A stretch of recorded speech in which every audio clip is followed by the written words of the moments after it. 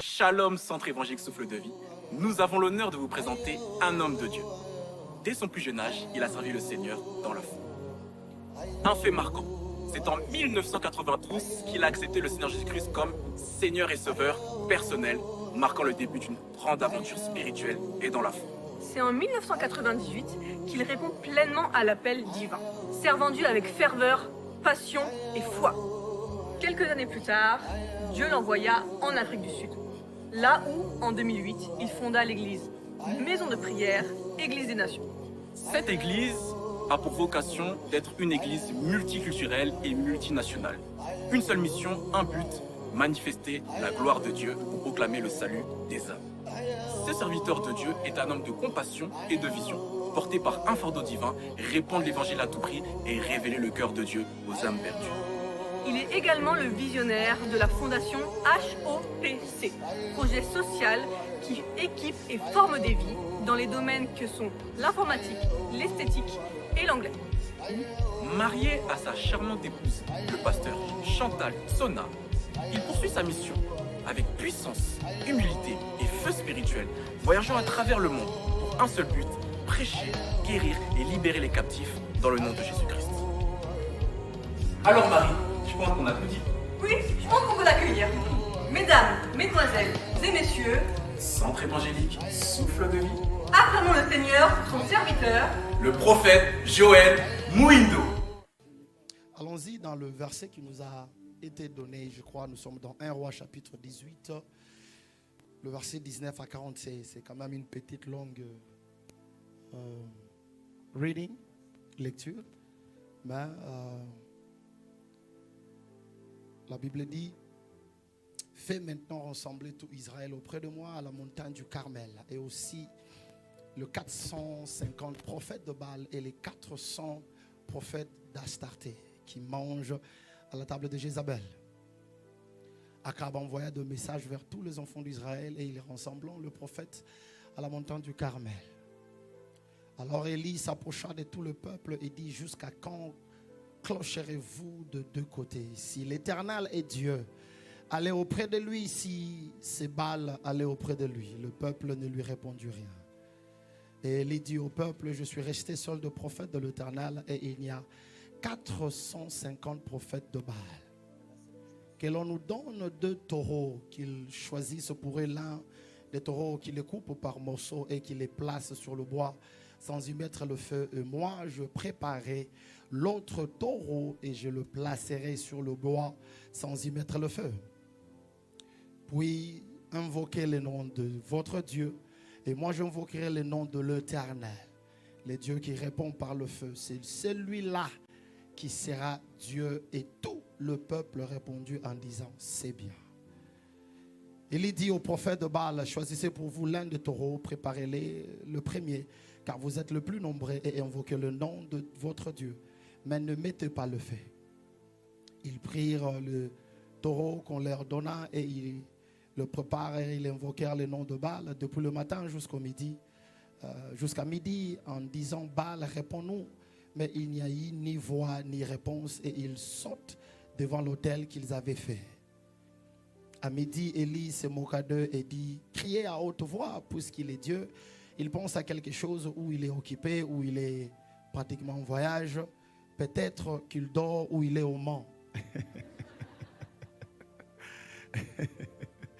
Alléluia. Le Dieu de Baal est compliqué. Hein? Peut-être il est au Mans, je ne sais pas. Il n'est pas dans la ville. Hein? Papa ici. Hein? En tout cas, c'est une bonne réponse de foi. Et ils crièrent à haute voix et ils se firent, selon leur coutume, des incisions avec des épées et avec des lances jusqu'à ce que le sang coulât sur eux. Lorsque midi fut passé, ils prophétisèrent jusqu'au moment de la présentation de l'offrande, mais il n'y eut ni voix, ni réponse, ni signe d'attention. Élie dit alors à tout le peuple: approchez-vous de moi. Tout le peuple s'approcha de lui et Élie rétablit l'autel de l'Éternel. Si tu peux souligner là-bas, Élie rétablit l'autel de l'Éternel qui avait été renversé. Il prit 12 pierres d'après le nombre de tribus de fils de Jacob auxquels l'Éternel avait dit: Israël sera ton nom. Et il bâtit avec ce pierre un autel au nom de l'Éternel. Il fit autour de l'autel une fossée de la capacité de 2 mesures de sémences. Il arrangea le bois, coupa les taureaux par morceaux et les plaça sur le bois. Puis il dit, remplissez d'eau 4 cruches et versez-le sur l'holocauste et sur le bois. Et il dit, faites-le une seconde fois, et ils le firent une seconde fois. Il dit, faites-le une troisième fois, et ils le firent une troisième fois. L'eau coula autour de l'autel et l'on remplit aussi d'eau le fossé. Au moment de la présentation de l'offrande, Élie, le prophète, s'avança et dit, l'Éternel, Dieu d'Abraham, d'Isaac, si vous pouvez souligner ça, le Dieu d'Abraham, d'Isaac et d'Israël, soulignez aussi ça, que l'on sache aujourd'hui que Dieu est Dieu en Israël et que je suis ton serviteur et que je fais toutes ces choses par ta parole. Réponds-moi, Éternel, réponds-moi afin que ce peuple reconnaisse que c'est toi, Éternel, qui est Dieu, et que c'est toi qui ramène leur cœur. Et le feu de l'Éternel tomba et il consuma l'holocauste, le bois, le pierre et la terre, et il absorba l'eau qui était dans le fossé. Quand tout le peuple vit cela, ils tombèrent sur leur visage et dirent, c'est l'Éternel qui est Dieu, c'est l'Éternel qui est Dieu. Le dernier verset, saisissez le prophète de Baal, leur dit Élie, qu'aucun d'eux n'échappe. Soulignez ça aussi parce que c'est ce qui va se passer les dimanches. Et ils le saisirent, Élie le fit descendre au torrent de Kishon où les égorgea. Alléluia, si nous pouvons nous asseoir. Amen, amen, amen. Média, j'aimerais que tu travailles avec moi. J'ai beaucoup de versets à donner. Il faut que tu travailles avec moi. Alléluia. Alors, pendant ces 3 jours, nous allons, par la grâce de Dieu, faire une étude sur ces chapitres ou ce verset que nous avons lu. Vous connaissez l'histoire ou l'historique. Je n'ai pas vraiment le temps de retourner un peu là derrière. Vous qui lisez la Bible, allez lire aussi chapitre 17, 16, et puis lisez aussi le chapitre 19 pour essayer un peu de comprendre la suite de ce qui se passe. Amen, amen. Après un temps, David est mort, Salomon, et après d'autres fils sont venus. Et après, il y a eu des rois qui n'ont pas plu à l'Éternel. Ils ont fait des choses que Dieu n'a pas aimées. Ils ont tellement péché contre Dieu. Et à chaque fois, le Seigneur ramenait toujours le prophète pour ramener son peuple à sa volonté. Amen, amen. Et une fois, le Seigneur a parlé encore au travers de son serviteur Élie. Élie a dit au roi qu'il ne va pas pleuvoir jusqu'à ce que je revienne. À chaque fois que vous lisez la Bible et que vous avez certains personnages, voilà, je vais le dire seulement en passant. Si j'ai dit là et le comprenez, je ne veux pas, parce que les gens là sont forts, hein? Ils vont couper là où tu as dit là papa et puis ils vont balancer ça sur TikTok. Et puis ils vont dire non, voilà les hommes de Dieu qui ne sont pas éduqués. Qui ne sont pas instruits, c'est ce qu'on dit? Non, je suis instruit mais en anglais, pas en français. Amen. Alors, quand vous lisez la Bible, il est toujours important de faire une étude de certains personnages. Quand on vous parle d'Élie, on vous parle de Moïse ou de tout homme que le Seigneur a utilisé. Ils ne sont pas seulement un enseignement, mais leur mode de vie et l'esprit qui les accompagne, c'est aussi un enseignement. Alléluia. Mais pour comprendre ce message, il faut d'abord comprendre aussi qui est Élie. Élie n'est pas seulement une personne, mais Élie c'est un esprit. Quand vous lisez la Bible, vous comprendrez que Élie est déjà venu sur cette terre 3 fois. Un homme qui n'est pas mort. Il a fait une réincarnation 3 fois qu'il est revenu sur cette terre. Et il reviendra encore. Parce que Élie, c'est un mouvement. Élie, c'est un esprit. Élie, ce n'est pas une personne. Il est venu pour la première fois. La Bible parle d'un prophète venant de Tishbite. Ça, c'était Élie qui est venu pour la première fois. La deuxième fois, il est venu au travers de l'esprit de Jean-Baptiste. La Bible dit Jean-Baptiste est venu avec l'esprit d'Élie. La troisième fois, il est venu à la transfiguration pendant que Jésus était en train de prier. Il est devenu avec Moïse. Donc, un bon amen. Et la 4e fois, il reviendra encore parce que la prophétie nous dit qu'Élie reviendra encore. Parce que Élie, c'est un prototype, comme on dit en anglais. C'est prototype. C'est un modèle, c'est un vent, c'est une nature, c'est un mouvement, c'est un esprit que Dieu répand sur la terre. C'est ça, Élie. Et nous avons besoin que le Seigneur nous ramène encore et qui ressuscite encore l'esprit d'Élie dans la vie de beaucoup de serviteurs de Dieu. Je disais ça hier avec les ouvriers. Nous avons besoin, comme Paul pouvait dire, je ne suis pas venu par de paroles persuasives, par de philosophie, mais avec une démonstration de la puissance du Saint-Esprit. Parce que si Dieu est vivant, que Dieu se montre. J'aimais un musicien qui chantait chez nous à l'époque, qui disait, mais on ne peut pas faire de la publicité pour Jésus. S'il est Jésus, il fait sa propre publicité. Alléluia. Parce que là où Jésus se montre, tout le monde sait qu'il est là. Il est là. Et nous avons besoin de cet esprit dans cette génération. Parce que c'est un homme qui a marché avec quelques types de puissance. Il a marché avec un pouvoir que j'appelle un pouvoir sur la nature. Je crois que ça donne sens en français. Il a marché avec un type de pouvoir sur la nature. Je veux dire, Élie avait un pouvoir sur la nature. Élie pouvait dire qu'il n'y aura pas pluie jusqu'à ce que je vienne encore parler. Et la nature obéit à la voix d'Élie. Il avait la puissance sur la nature. Nous avons besoin que Dieu active ce genre de choses dans nos vies. Si tu me donnes la main, Dieu commence à le faire.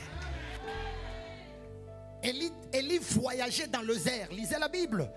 Élie apparaissait et disparaissait. Jusqu'à telle enseigne que quand il est venu, il a dit, va dire au roi que je suis là. Le serviteur lui a dit, mais je ne peux pas le faire. Parce que je sais que si je veux le lui dire, pendant que je reviens, le Seigneur t'aura déjà fait déplacer et je serai en problème. Il dit, non. Cette fois-ci, je ne veux pas disparaître. Je suis là, dit au roi, cette journée, je le verrai. Parce que Élie n'avait pas besoin d'un visa. Tu ne m'as pas entendu. Tu ne m'as pas entendu. Élie pouvait apparaître et réapparaître. La Bible nous dit, après que Christ soit ressuscité, Christ est apparu dans la chambre haute. Pendant qu'ils étaient en train de prendre leur souper, Christ est apparu et à un moment donné, Christ a disparu. Il n'a pas frappé à la porte pour entrer. Il a juste apparu. Et il est apparu à plus de 500 personnes. Apparu et disparu. C'est une dimension où le métal, où le solide ne peut pas te contrarier. Tu comprends ce que je dis? Tu deviens un esprit. C'est comme ça que la Bible dit, ceux qui sont nés de nouveau sont comme des vents. On connaît nous d'où il vient, on connaît d'où il part.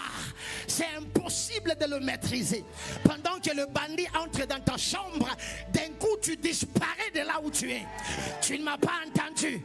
Tu disparais de là où tu es. Il existe encore ces choses. Pendant que tu dors dans la chambre, quelqu'un peut attendre de prière alors que toi tu ne pries pas. Je me rappelle, nous sommes allés à la retraite avec l'église. On a prié à la retraite avec l'église. Et pendant que moi je suis allé dormir, les gens pouvaient m'attendre prier dans la salle alors que j'étais dans ma chambre en train de dormir. Ils sont tous sortis et ils sont venus dans la salle et ils ne m'ont pas vu. Ils ont commencé à me chercher jusqu'à ce que le pasteur Timothée est venu frapper à ma porte. Où est-ce que tu es? J'ai dit, mais moi je dors. Il dit, mais c'est pas vrai. Ta voix est dans la salle. Parce qu'il est possible que Dieu te transpose et qu'il te prenne et que tu deviennes comme un esprit. Tu ne m'as pas donné un bon amen. Ton amen n'est pas bien. J'étais une fois, il y a une maison à Djobou. Une amie à moi à Djobou. Et le Seigneur, à chaque fois, leur maison est près de l'aéroport de Djobou. Tu connais l'aéroport de Djobou, tu as déjà été avec moi. Alors, je mets souvent dormir chez eux. Parce que si je prends le vol le matin, je n'ai pas de problème pour aller à l'aéroport. Et la fille, elle est tombée malade de cancer de cerveau. Il y avait tumeur, vous appelez ça tumeur. Et un jour, pendant qu'elle était chez elle, elle m'a vu venir chez elle. Et je suis entré dans la maison. Je priais avec elle dans la chambre. Je parlais avec elle. Je suis sorti. Comme ils avaient une chambre d'à côté où je dormais. Et je lui ai dit, je suis parti, je vais me reposer. Demain matin, on va parler. Le lendemain matin, elle est venue dans la grande maison pour demander à tout le monde, mais où est le prophète Joël? Il était venu hier. On lui a dit, mais le prophète Joël n'est jamais venu ici. Elle m'appelle au téléphone. Je dis, mais c'est faux. Moi, je suis à la maison. Je suis jamais venu. Mais quelque chose d'étrange. Dis avec moi, étrange. Elle est partie à l'hôpital et on a fait un examen. Le tumeur a disparu. Il existe des dimensions que nous pouvons avoir sur la nature. Aussi longtemps nous n'avons pas encore cette force-là sur la nature. On n'a pas encore l'esprit d'Élie. On n'a pas encore l'esprit d'Élie. Les choses de Dieu sont spirituelles. Même le Jésus que nous prions est spirituel. L'erreur que tu peux commettre, c'est de croire que Jésus est ton oncle. Il n'est pas ton oncle. Il est Dieu et puis il est spirituel. Le Jésus que tu pries est spirituel. Vous savez, la seule chose que les enfants de Dieu ne comprennent pas, c'est quand on commence à parler de la divinité de Christ et de la spiritualité de Christ. C'est là où ça pose problème. Mais ils lisent les Écritures, ils lisent que Jésus a transformé l'eau en vin, ils lisent ça, que Jésus a guéri un malade, ils lisent ça. Mais là, c'est comme si ça n'entre pas. C'est comme si ça n'entre pas. La puissance sur la nature. Donne-moi un bon amen. La puissance sur la nature. Où tu peux entrer dans une chambre comme vos saisons ici. Les saisons, c'est quelle saison? Hiver? On est en train d'aller vers hiver ou quoi? Voilà, quand il fait froid dehors, mais tu commandes l'atmosphère de changer là où tu es. Si j'étais toi, j'allais dire encore que l'esprit de lui repose sur moi. Que l'esprit de lui repose sur moi. Des gens comme de Moïse. Un homme qui pouvait faire face à une nation. Un homme. Pas une armée. Un homme qui pouvait faire face à une nation. Un homme, pas une armée. Qui pouvait dire à une nation que libère les enfants d'Israël. Un homme. Un homme. Et ils ont fait plus de 40 ans au désert. My God. Et la Bible déclare le même habit et le même chaussure qu'ils ont porté. Ces mêmes habits et ces mêmes chaussures ne se déchiraient pas. Plus l'enfant grandit, plus la chaussure grandit. Plus l'homme grandit, plus les habits grandissent. Tu m'as pas entendu. Il n'y avait pas de magasin pour acheter les chaussures. Il n'y avait pas des habits pour acheter. C'est que si l'homme grandit, l'habit grandit. Si, my God. Jésus avait des tuniques qui n'avaient pas de cousis. Tu n'as pas entendu ce que j'ai dit. Et la tunique était toujours propre. Aïe, aïe, aïe, aïe, aïe, aïe. Ils ont vécu dans un système de pouvoir sur la nature. De pouvoir sur la nature. Où tu te retrouves quelque part, tu as besoin de l'eau, tu ne vois pas l'eau, tu regardes seulement sur l'arbre, tu tapes sur l'arbre et l'eau commence à couler. Lisez l'histoire, lisez l'histoire. Lisez les prophètes d'Ancien Temps, même certains prophètes parmi nous. Vous connaissez Kibangu, je ne sais pas si vous les connaissez les prophètes. Allez lire l'histoire des hommes simples, mais avec une puissance terrible. Il a mangé juste un poisson et il a mangé un pain. Et il a laissé les deux morceaux se transformer en pierre. Jusqu'à aujourd'hui. Jusqu'à aujourd'hui. Des gens comme des Babalob au Nigeria, il prie sur un endroit parce qu'il s'est mis à genoux. Ses genoux ont creusé comme de trous. Pendant qu'il prie, ça creuse comme de trous. Lisez les gens comme de Papa Meshach à Kaboto au Katanga. Il peut prier, transmettre l'amertume sur l'arbre et l'arbre sèche. Je veux dire, Ayoki, pendant qu'il prie, ça lui fait mal. Mais il prend la douleur, il transmet ça sur l'arbre et l'arbre sèche. La puissance sur la nature. La puissance sur la nature. Il a marché dans la puissance de multiplication. Dis avec moi multiplication. La femme lui a dit, mais nous on a jamais quelques petits quoi, flour, comme vous dites ça en français. Hein? Non, pas flour, juste pour préparer le petit. La farine, on a quelques farines et puis on va manger un peu avec mon fils. Non. Fais d'abord pour moi. Va faire pour moi. Permets que je puisse d'abord manger. Et dès que je mange, on va voir cette histoire après. Tu ne m'as pas entendu. C'est comme s'il lui disait, je mange d'abord. Et puis ton histoire de farine et le reste, on va voir ça après. Et la Bible dit, pendant qu'il y avait la sécheresse et pendant qu'il y avait cette saison, il n'y a manqué pas de farine dans cette maison. Parce qu'à chaque fois qu'on prenait de la farine, d'autres farines montaient. À chaque fois qu'on prenait et d'autres montaient. La puissance de la multiplication. Où on peut prier pour quelques poissons et quelques pains. Et on en donne à plusieurs personnes et on en récupère beaucoup de baskets. Il est possible. Il est possible. Si on n'arrive pas à marcher sur un vent comme celui-là, nous ne serons pas en mesure de faire face à ce qui se passe aujourd'hui. Regardez comment Covid a troublé les gens ici. Un petit virus microbiologique. Mais c'est tout le monde qui a été fermé, les aéroports partout, les entreprises qui ont chômé, juste parce qu'il y a une petite bactérie qui circulait dans le vent. Mais où sont les Élis de notre temps? Que tu peux parler aux airs et dire aux airs que toi tu ne vas pas transporter le virus de Corona. Tu n'as pas entendu. Aussi longtemps je suis au mât, le mât ne sera pas touché. Parce que j'ai la puissance et la capacité d'influencer la nature tout autour de moi. Il est possible que le Seigneur nous redonne l'esprit d'Élie. Et ma prière est qu'à la fin de cette conférence, que certains d'entre vous commencent à marcher dans cet esprit. Non, tu n'as pas encore compris. J'ai dit que certains commencent à marcher dans cet esprit. Je parle de miracles. On dit ça créatif, hein, de miracles créatifs. Je suis fatigué des guérisons qui passent par des convalescences. Non, pasteur, tu as prié pour moi et puis ça a pris au moins 3 jours. Je commence à me sentir bien. Non, ça c'est encore enfantin. Je suis fatigué de ces choses-là. On veut une nouvelle dimension. On prie pour toi, la maladie disparaît maintenant. Et tu rentres chez toi avec ta guérison. Tu ne m'as pas entendu. On est fatigué des guérisons qui doivent passer par la convalescence. Nous voulons un Dieu qui agit et qui répond maintenant. Que le feu descende maintenant. Nous sommes venus à un jugement. Je ne sais pas à qui je parle, mais après ces 3 jours, on saura où est Dieu, s'il est de l'autre côté ou de notre côté. Il y a un jugement qui va se passer.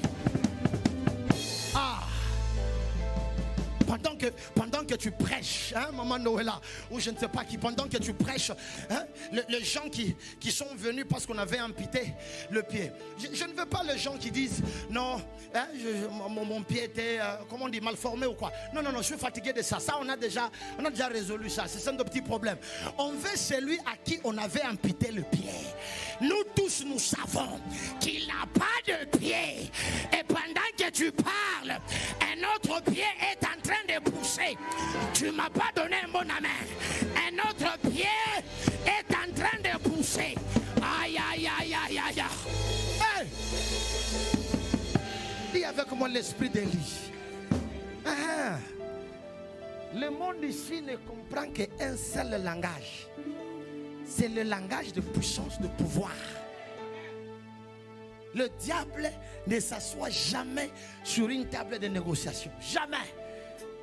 Le diable ne vient jamais sur une table de réconciliation. Il ne vient jamais. Tu ne peux jamais négocier avec lui. Ce n'est pas sa nature. Oh non, hein, Satan, si tu peux prendre 2 de mes domaines, retourne un peu. Satan n'a pas le temps. Il ne connaît même pas comment on négocie. Ce n'est pas son langage. Alléluia. Même la Bible dit le royaume de Dieu appartient à qui? Aux violents. S'il faut entrer au ciel par la violence, combien plus forte raison récupérer ce qui t'appartient? Tu vas le récupérer par négociation. Ça sera par violence. Il n'y a pas de négociation. Celui qui touche à ton enfant, on touche à son enfant. Celui qui touche à ton mari, on touche à son mari. Tu ne m'as pas donné un bon amen. Ils ont creusé des trous pour t'enterrer. Mais je te le répète, dimanche ne viendra pas. Certaines personnes vont tomber de là où ils sont. Ah, ton amen n'est pas bien. Ton amen n'est pas bien. Je dis, ils vont tomber de là où ils sont. Mets-toi. Tu as des émotions, c'est ça ton problème. Tu aimes trop tes ennemis. C'est ça ton problème. Tu es en train de te dire non. S'il mourait, on va dire que c'était moi. Alors, et alors, quand le sien meurt là, tu trouves ça normal? Quand le sien meurt, tu trouves ça normal? Hein? Chaque année, vous devez enterrer, tu trouves ça normal? Tu trouves ça normal? Tous tes enfants ont des problèmes psychiques, psychologiques, je ne sais pas quoi. Tu trouves ça normal? Hein? On détruit tes enfants avec l'autisme, je ne sais pas quoi ou quoi. Tu trouves ça normal? Et toi, tu es là en train de faire la bonne personne de la famille. Je t'apporte une mauvaise nouvelle. Je suis venu déranger ta famille. Tu n'as pas entendu. Je suis venu déranger ta famille. Je dérange ta famille. Vous aurez des divisions comme pas possible. Il y aura des combats comme pas possible. Tu ne m'as pas donné un bon amen. Ah, nous allons mettre la différence entre ceux qui servent Dieu et ceux qui ne le servent pas. J'ai dit, nous allons mettre la différence entre ceux qui servent Dieu et ceux qui ne le servent pas. Hey! Mets-toi. Non. Je sais que toi tu as peur, mais au moins moi je vais le faire.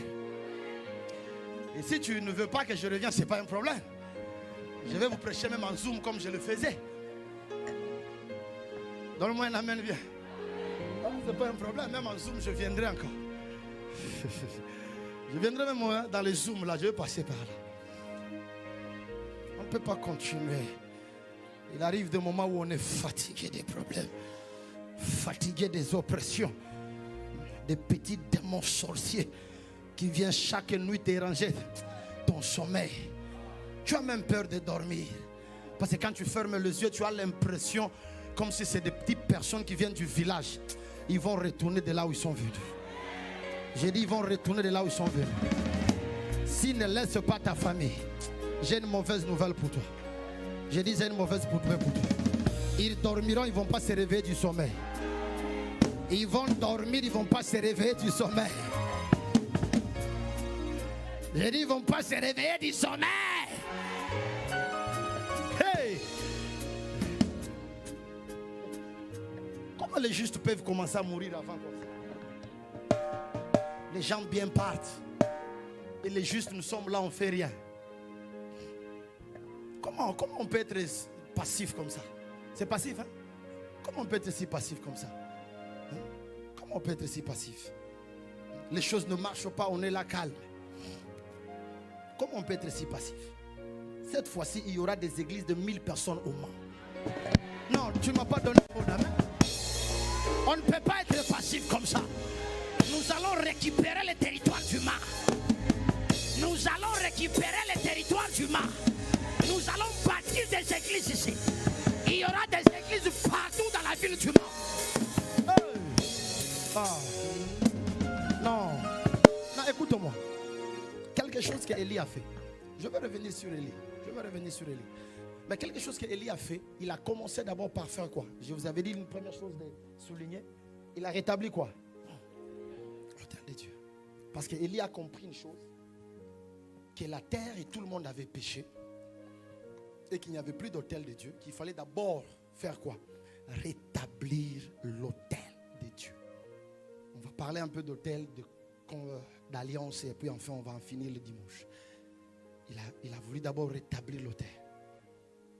L'autel, c'est un lieu d'échange entre le monde des esprits et le monde physique. L'autel, c'est un lieu de rencontre. L'autel, c'est un lieu d'exécution. C'est sur l'autel qu'on exécute certaines ordonnances. Sur une ville, sur un pays, sur une famille. Alléluia. Regarde avec moi ici. Je vais prendre quelques versets pour te faire comprendre quelques mystères de la Bible. Les choses de Dieu, la prière à elle-même ne suffit pas. Va avec moi. Matthieu 13, 11. Arobros. Adulam.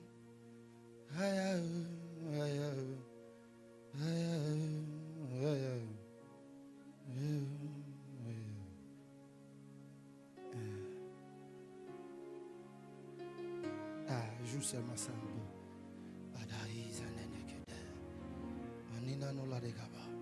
2 Samuel 24, 25. Média, travaille avec moi. Non. Allons-y d'abord dans Matthieu 13, 11. Matthieu 13, 11. Qu'est-ce que la Bible dit? Jésus leur a répondu. Parce qu'il vous est été quoi? Donné de connaître le mystère du royaume des cieux. Et que cela ne leur a pas été quoi? Donné. Vous devez comprendre une chose, que dans les choses de Dieu ou dans la marche avec Dieu, il y a des choses que nous appelons de mystères. Ce sont des clés que le Seigneur nous donne pour nous permettre d'entrer dans une autre dimension. Et il est important à chaque enfant de Dieu de comprendre certains mystères. Parce que la prière à elle-même ne suffit pas. Le monde dans lequel nous vivons est spirituel. Je disais aux gens hier qu'un sorcier pouvait entrer dans un endroit comme ça.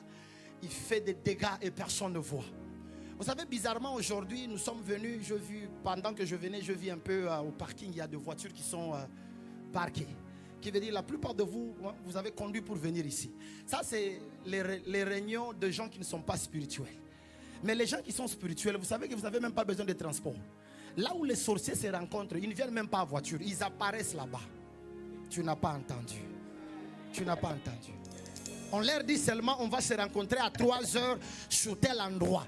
Ils n'ont pas besoin de prendre les go-train ou la voiture pour se déplacer. Ils apparaissent là-bas. Je ferme la parenthèse là. Je ferme cette parenthèse.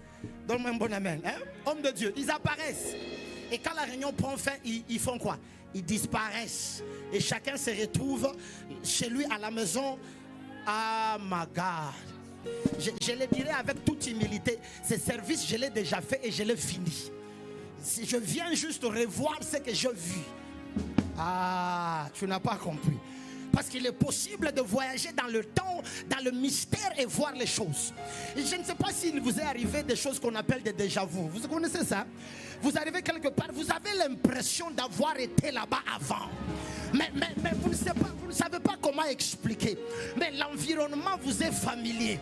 Parce que pendant un temps, le Seigneur a transporté votre esprit. Il vous a amené là-bas. Vous avez vu ça dans une vision. Et quand vous venez dans le monde physique, c'est déjà fait.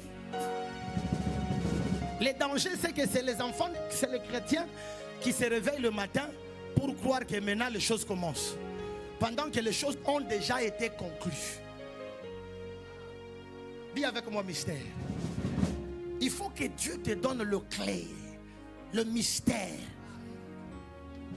Recevoir Christ comme Seigneur et Sauveur, ce n'est pas suffisant. Il y a de mystères dans le ministère. Même pour réussir avec une église, il y a de mystères. Il y a de mystères que Dieu doit accompagner. Et l'autel est parmi ces mystères que le Seigneur a établi pour permettre des échanges des esprits et des exécutions de certaines ordonnances. L'autel. Allô? Donne-moi mon amen. Regarde avec moi. Allons-y. On va voir quelques écritures. 2 Samuel chapitre 24 au 25. Allons-y. Qu'est-ce que la Bible dit? Un David bâtit là un quoi?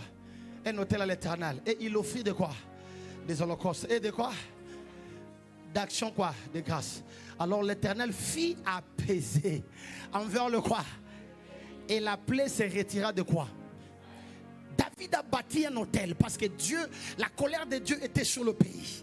Et David devait apaiser la colère de Dieu. Il a bâti un hôtel. Allons-y. Ah my God. Vous savez, laissez-moi dire une chose avant que je ne puisse évoluer. Il y a 2 réalités dans le mystère avec Dieu. Alléluia. Il y a 2 réalités. Va d'abord dans Hébreux chapitre 6, verset 1 à 2. Hébreux 6, 1 à 2. On y va. Voilà. Qu'est-ce que la Bible dit là-bas? C'est pourquoi laissons le quoi? Parole de Christ. Tendons à ce qui est. Sans poser de quoi? Le fondement du renoncement au quoi? Va encore. De la foi en Dieu, de la doctrine et le baptême, de l'imposition de main. Ça, c'est donc des éléments quoi? Des choses qui sont quoi? Élémentaires. J'aime la version anglaise. Il a dit, laissons un peu des choses qui sont très élémentaires. Allons à des choses qui sont un peu beaucoup plus complexes. Alléluia. Parce qu'il y a des choses qui sont un peu encore beaucoup plus complexes. Même la parole de Dieu a une dimension de viande, de ossements, de morceaux et de lait. Et vous connaissez tous ces versets. On vous l'explique selon le niveau spirituel que vous avez. On vous donne le lait, plus vous grandissez, ça devient de la viande costaud. Parce qu'il y a des choses qui demandent un peu de temps pour que tu comprennes le mystère de ce que Dieu fait. Alléluia. Vous savez, il y a 3 réalités que tu dois écrire. 3 réalités qui font que les hommes ou le chrétien échoue souvent dans la vie. Il y a ce qu'on appelle l'ignorance. Et ça affecte une personne. Il y a l'ignorance. Il y a la désobéissance. Mon peuple périt par manque de quoi? De connaissances. Alléluia. Dans la spiritualité, il n'y a pas de neutralité. C'est soit tu connais ou soit tu ne connais pas. Tu ne peux pas dire non, Seigneur, moi je ne savais pas. Non, il n'existe pas. Si tu ne savais pas, tu es battu par l'autre pouvoir. Alors, Et il y a ce qu'on appelle la désobéissance. Et la troisième des choses, il y a ce qu'on appelle les alliances. Ces trois plateformes sont très importantes à toi de comprendre. Il faut que tu comprennes, parce que demain on en parlera des alliances. Il faut que tu comprennes ces choses. Ou sinon, si tu ne comprends pas ces choses, il te sera impossible de réussir dans cette vie. Genèse chapitre 8, verset 20. Allons-y. Noé aussi bâtit quoi? Genèse 8, 20. Qu'est-ce que la Bible dit? Genesis 8, 20. Noé bâtit un autel à l'Éternel. Il prit de toutes quoi? Qui est en train de lire avec moi? Voilà. Noé bâtit un autel à qui? Il prit de toutes les bêtes pures et de tous les oiseaux purs. Et il offrit des holocaustes sur quoi? Sur l'autel, sur l'autel. Vous verrez, depuis Genèse, tu montes de Noé. Ça, c'est la première fois qu'on parle des autels. Tu vas monter, tu vas voir que tous les hommes de Dieu avec qui Dieu a utilisé, ils ont tous bâti un autel à Dieu. Nous sommes dans Genèse chapitre 12, verset 7. L'Éternel a pari à qui? À Abraham. Alléluia. L'Éternel a pari à qui? Abraham. Et dit, je donnerai ce pays à ta quoi? À ta postérité. Et Abraham bâtit quoi? Un autel à l'Éternel qui lui était quoi? Apparu. Même quand Dieu donnait des promesses, on bâtissait des autels en mémoire de ce que Dieu a dit, en mémoire de ce que Dieu fera. Donne-moi un très bon amen. J'ouvre une parenthèse, c'est comme ça que même quand vous recevez des prophéties, on bâtit toujours un autel par rapport à la promesse que Dieu vous a donnée. Ce sont des mystères. J'ouvre encore une parenthèse. La prophétie vient des mondes éternels. Il est possible pendant qu'il est libéré ou pendant qu'elle est libérée, elle ne pousse pas s'accomplir à ton temps. Tu n'as pas entendu. C'est comme ça qu'Abakouk peut dire que non, si elle tarde, attends-la. Parce qu'en réalité, la notion du temps avec Dieu, c'est un peu complexe. Un jour égale à quoi? Égale à 1000 ans. Dieu, des fois, les années et le reste lui complique quand il calcule. Il est tellement éternel qu'il ne comprend pas le chronos. Alors, il est possible que Dieu ait prophétisé sur ta vie. La parole sort de l'éternité. La parole n'est pas confinée par le temps. C'est à toi d'exécuter certains hôtels pour permettre que cette prophétie se réalise à ton temps. Ou sinon tu seras comme ceux qui sont dans Hébreux 11. Ils ont vu la terre promise de loin, mais ils ne sont pas entrés. Ils sont morts dans la foi. Parce que ce que Dieu a dit ne s'attache pas à toi. Ça s'attache à lui seul. Il a dit à Moïse, va récupérer mon peuple. Mais cela ne veut pas dire que Moïse va entrer à Canaan. Parce que la prophétie de Dieu ne dépend pas à la personne à qui il a parlé, mais ça dépend de lui. Même à ton absence, les enfants entreront à Canaan. Parce que ce n'est pas Moïse qui a donné la parole, mais c'est Dieu qui a donné la parole. Est-ce que tu comprends ce que je dis? Je dis, tu peux voir tes promesses, tu meurs, mais les promesses restent. C'est comme ça que quand Abraham pouvait mourir, il a dit à son fils, écoute Isaac, il y a des choses que Dieu m'a dit. Vous connaissez que Canaan n'a pas commencé avec les enfants d'Égypte. Dieu a dit à Abraham, regarde la terre de l'autre côté. Je te donnerai cette terre. D'ailleurs, si tu pars encore un peu plus loin, c'est le père d'Abraham qui a commencé la marche. Ce n'est pas Abraham qui a quitté chez lui. Lisez la Bible très bien. Juste en Genèse 10, 11, 12. C'est le père d'Abraham qui a quitté. Et il est mort en marchant. Il est resté là-bas. Abraham est resté un temps. Dieu est venu lui dire, sors encore de là. Mais là où il sortait, ce n'était pas son pays. Parce qu'il avait déjà quitté son pays dans Genèse 10. Oh. Est-ce que tu es avec moi? Il est arrivé quelque part, il s'est décidé de rester parce que son père est mort. Et Dieu est encore venu lui dire, quitte ton pays. C'est ça. Cela te fait voir que Dieu ne parle pas de pays d'origine. Dieu parlait de l'endroit où il s'est fait lui-même comme habitant. Alléluia. Allô? Donne-moi un amen bien. Genèse 26, 25. Il bâtit là un hôtel. Il bâtit là quoi? Un hôtel. Invoqua le nom de qui? De l'Éternel. Et il dressa sa tente et le serviteur d'Isaac, ils creusèrent quoi? Là, ils étaient en train, vous connaissez l'histoire, ils étaient en train de creuser des puits et tout ça là. Et puis ils ont creusé ce qu'on appelle Rehoboth. Maintenant, le Seigneur, vous connaissez toutes les choses. Mais à chaque fois, quand il a creusé, il a bâti un hôtel. Il a bâti un hôtel. Il a bâti quoi? Un hôtel. Genèse 35, verset 7. Montons encore. Allons-y là-bas. Il bâtit là encore un autre hôtel. Ça, c'est Jacob maintenant. Il appela ce lieu quoi? El quoi? El Bethel. Alléluia. Car c'est là que Dieu s'était révélé à lui lorsqu'il fouillait son frère. Allô? Dis avec moi de porte spirituelle. Quand vous lisez ce verset, vous allez comprendre d'une réalité. Jacob, une fois, il dormait. Il s'est réveillé un matin, il a dit, oh, c'est pas possible. Parce que dans la nuit, il a vu des anges qui montaient et qui faisaient quoi? Qui descendaient. Et il s'est dit, mais Dieu était en ce lieu. Et moi, je le savais pas. Quelques années plus tard, il n'est pas parti dans un autre endroit. Parce que c'est l'endroit où, à cette époque, il avait encore bâti quoi? Un hôtel. Ah, marche avec moi. Il est revenu sur le même quoi? Endroit. La première fois, il a appelé l'endroit Bethel. La deuxième fois, il a appelé l'endroit El Bethel. Le même endroit. Il existe des endroits qui deviennent comme des portes spirituelles. Je veux dire autrement, c'est un endroit qui devient sacré. C'est l'endroit où Dieu t'a rencontré pour la première fois. Tu n'as pas entendu ce que j'ai dit. Et il y a des moments où on doit retourner sur ces endroits pour aller revisiter la prophétie que Dieu nous avait donnée. Ah, tu n'as pas entendu. Il est important de repartir encore. C'est comme ça que chaque année, je visite certains endroits pour me rappeler de la prophétie que Dieu a parlé sur ma vie. Je repars sur le même endroit où Dieu est apparu. J'ai un endroit que j'avais amené votre pasteur une fois que un ange de Dieu m'a apparu. Et chaque année, je monte seul pour aller encore écouter ce que Dieu pourra dire à propos de ma vie. Parce que c'est à cet endroit, pour la première fois dans ma vie, je vis un être spirituel apparaître et me parler pendant que je priais. Il est important. Et il y a des hommes qui sont aussi des hôtels.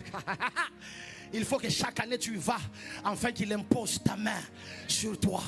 Tu n'as pas entendu. Il y a des hommes qui sont des hôtels. Il y a des hommes qui ont des hôtels. Moi, j'ai eu la chance parce que mon père biologique, c'est celui qui m'a aussi amené vers le Seigneur. Cette année même, j'ai senti dans mon esprit, mon père a quand même vieilli. J'ai senti, j'ai dit, viens mais laisse-moi les récupérer encore les quelques bénédictions qui en restent. Je suis allé voir mon père. Il m'a vu. Il est un peu vieux. Il m'a regardé. Il m'a dit, tu es venu faire quoi? J'ai dit, je suis venu te regarder. Il a dit, ah, c'est bon. Il m'a dit, tu as grandi. Je lui ai dit, mais papa, toi aussi tu as vieilli. C'est pas possible. Il me regarde. Il marche même pas bien. Il boite en marchant. Et il m'a touché. Et il a dit, bon, toi tu pries pour moi. Si tu finis, et moi aussi, je prie pour toi. J'ai dit, ça va. Je priais, je finis. Et puis je me suis mis à genoux. Il a imposé sa main.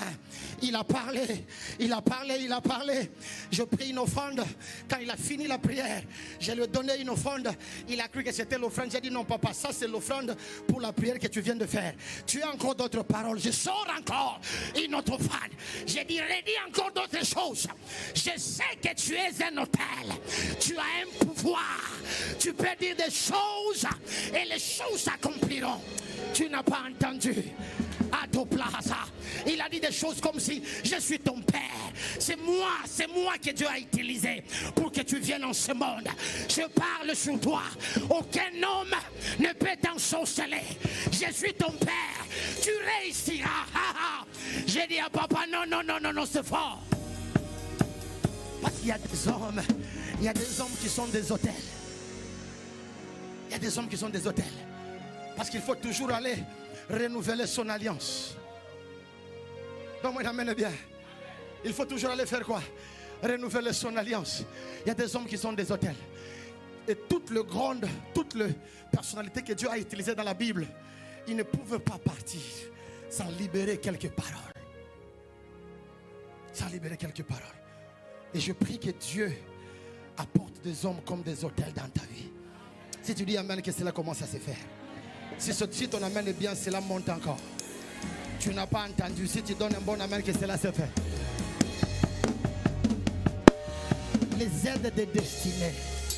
Tu connais les aides de destinée. Tu choisis du côté les aides de destinée. Vous connaissez Jacob, hein?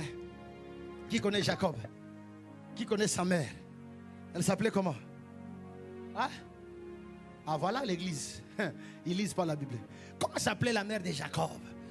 Hein? Interrogation one on one. Hein? Tu vois? Hein?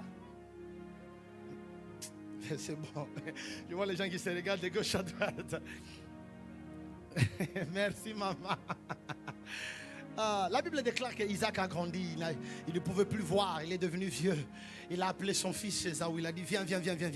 Je vais te bénir. Je vais te bénir. Parce que selon la culture juive, on bénit l'aîné. Parce que l'aîné reçoit double portion de l'héritage de la famille.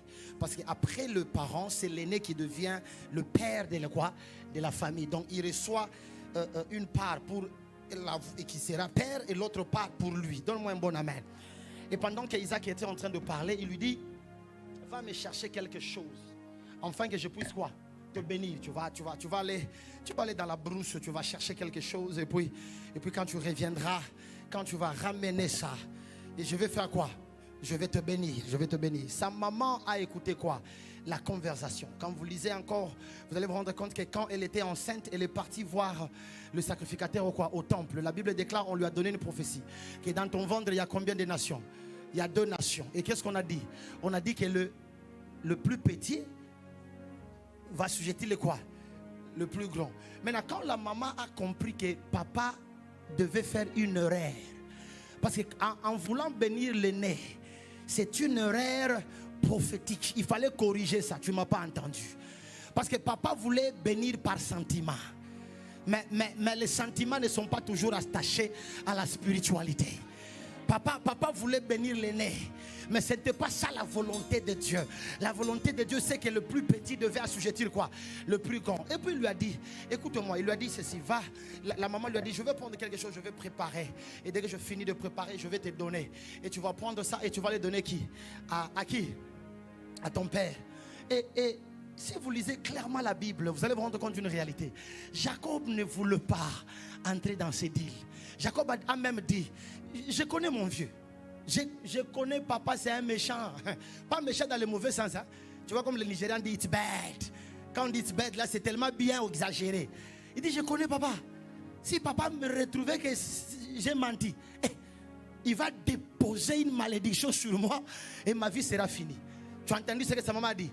Si la malédiction doit venir, que la malédiction vienne sur moi, mais en ce qui me concerne, tu seras béni ce soir. Tu n'as pas entendu? Si la malédiction doit venir, que la malédiction vienne sur la chair. En ce qui me concerne, tu seras béni ce soir. Si tu me donnes un bon amen, je commence à le faire. Si ton amen exagère, je commence à le faire. Est-ce que je peux bénir quelqu'un ici? Fais avec moi comme ça, fais comme ça. Je suis en train de changer l'ordre dans votre famille. Je suis en train de changer l'ordre dans cette ville. À partir de maintenant, je te récupère, je marche avec toi. Tu n'as pas entendu? Écoute-moi maintenant, écoute-moi. Écoute ceci avant que tu te mettes, écoute ceci. Une réalité. Jacob arrive chez Isaac. Il amène la nourriture qu'il a préparée, des meals. Et son père lui dit, c'est pas possible. Comment tu es rentré si tôt? Allô? Il a dit, comment tu es rentré? Média, tu peux travailler avec moi. Trouve-moi le verset, je suis dans Genèse toujours. Je crois que tu es en 5 quelque part là-bas. Il a dit, comment tu es rentré si tôt? Trouve ça plus vite, Et puis il lui a répondu, c'est ton Dieu, l'Éternel, qui me l'a quoi? Qui l'a fait venir vers moi. Je suis en train de dire ça, ma propre version. Isaac dit à son fils, en quoi tu en as déjà trouvé mon fils? Ok, les Français c'est compliqué. Hein? Et Jacob répondit, c'est que l'Éternel, ton Dieu, l'a fait venir devant moi. En réalité, même Isaac savait que l'exercice qu'il a donné à son fils allait lui prendre au moins une semaine. Tu n'as pas entendu? Parce que selon le calcul humain, il est impossible de bâtir quelque chose dans moins de 2 ans. Il te faut au moins 15 ans d'expérience pour avoir ce travail. il est impossible que tu entres avant ce nombre d'années. Parce qu'il y a des lois qui régissent tout domaine de vie. Il est impossible pour quelqu'un qui n'a pas de matrice de donner naissance. Parce que la nature t'interdit de le faire. Il a dit comment tu es rentré si tôt. Il lui a dit ceci: l'Éternel ton Dieu a mené l'animal vers moi. Quand vous lisez la suite, Isaac n'a pas nié. Parce que Isaac sait une chose: il n'y a que Dieu qui a la possibilité de raccourcir le temps. Il sait qu'il pouvait prendre 2 ans, il peut le ramener à 2 jours. Il sait qu'il pouvait prendre 5 ans, il peut le ramener. Je fais 10 ans devant toi. Je ramène toutes les prophéties à aujourd'hui. Tu ne m'as pas entendu. Tout ce qui devait se réaliser dans la vie pendant le 10 ans à venir, je le déclare dans ta vie. Que le Seigneur l'apporte dans cette église. Que Dieu vous amène un bâtiment. Que Dieu achète pour vous et qui vous amène ça. Tu ne m'as pas entendu. Que Dieu t'amène un mari. Que Dieu t'amène une femme. Que Dieu t'amène. Si j'étais toi, j'allais encore commencer à prier. Est-ce que tu peux prier en langue? Que Dieu raccourcit le temps. Que Dieu raccourcit le temps.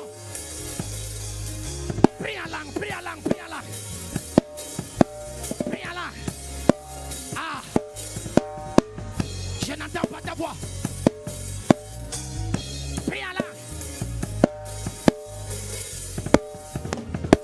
Ah, je dis que Dieu raccourcit le temps. Que Dieu raccourcit le temps. Que Dieu raccourcit le temps. Tu ne peux pas vivre à l'éternité. Que les prophéties s'accomplissent pendant que tu es vivant.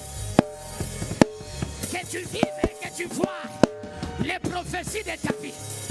Tu diras comme David: je ne mourrai pas.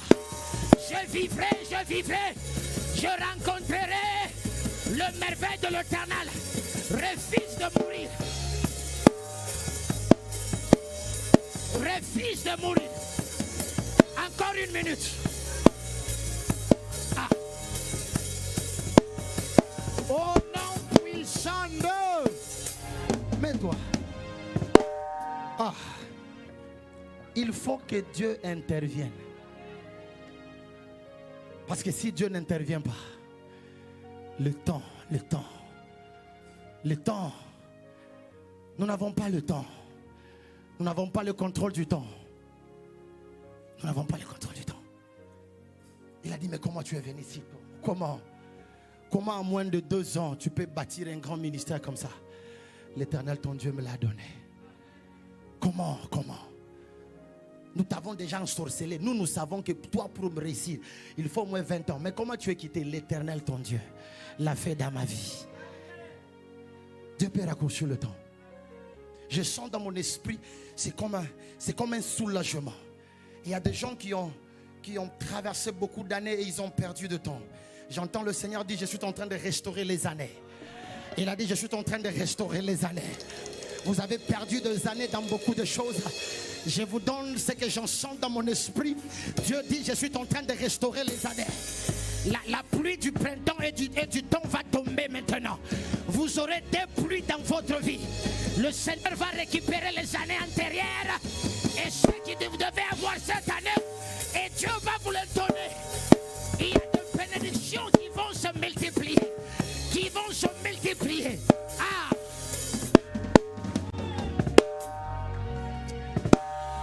Mets-toi, mettez-vous. Chabros. 1 Samuel 14, 36. Saoul aussi bâtit un autel à l'Éternel. Ce fut le premier autel qu'il bâtit à l'Éternel. 1 Samuel 14, 35. 35 s'il te plaît. Saoul fait quoi? Bâtit un autel à l'Éternel. Ce fut le quoi? Le premier autel qu'il a bâti. Un autel, c'est un endroit. Un autel, c'est un système. qui permet le contact du surnaturel. Luc chapitre 1, 10 à 11. Allons-y dans le Nouveau Testament. Toute la multitude du peuple était dehors en prière. Luc 1, 10. Luc 1, 10. Toute la multitude du peuple était quoi? Dehors en quoi? En prière. À l'heure du quoi? Allons-y, 11. Alors un ange de quoi? Apparu à qui? Et c'est un debout à droite de quoi? Sur l'autel. L'ange est apparu. Parce que l'autel, c'est une porte qui permet aux esprits de communiquer. Donne-moi un bon amen.